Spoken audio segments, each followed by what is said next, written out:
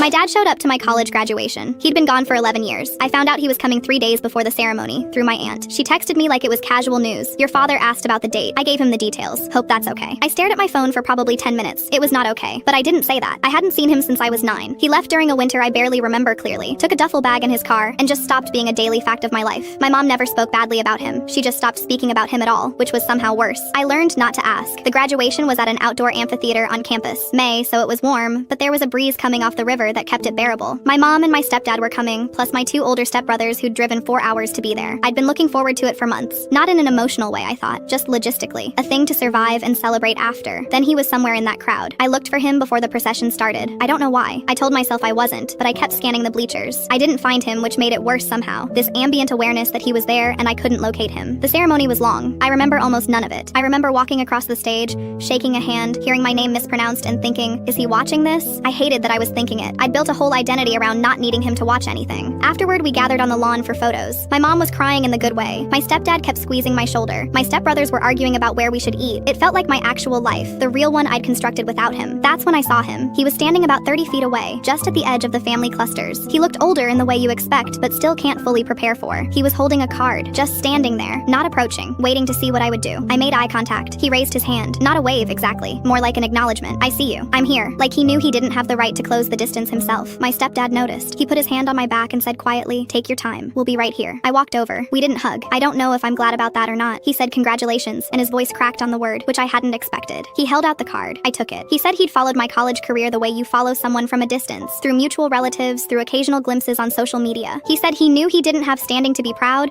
but that he was anyway, and that he was sorry for all the years that sentence didn't exist between us. I didn't say anything generous. I didn't forgive him on the lawn in front of my family. That's not what happened. What happened is I said, I have to get back. And he nodded like he'd expected exactly that, maybe deserved exactly that. But then I stopped and turned back around. I said, I got a 3.8. I'm starting a job in September. I'm okay. I don't entirely know why I told him that. Maybe because I needed him to know the absence hadn't broken anything permanently. Maybe because, despite everything, some part of me still wanted him to know I'd turned out fine. Maybe both. He nodded again. His eyes were wet. I walked back to my family. My mom didn't ask. My stepdad handed me a glass of champagne. My stepbrothers immediately resumed arguing about restaurants. Later that night, alone in my apartment, I opened the card. Inside, he'd written just one line in handwriting I didn't recognize. I never stopped. I sat with that for a long time. I'm still sitting with it. I haven't called him. I haven't decided if I will, but I kept the card.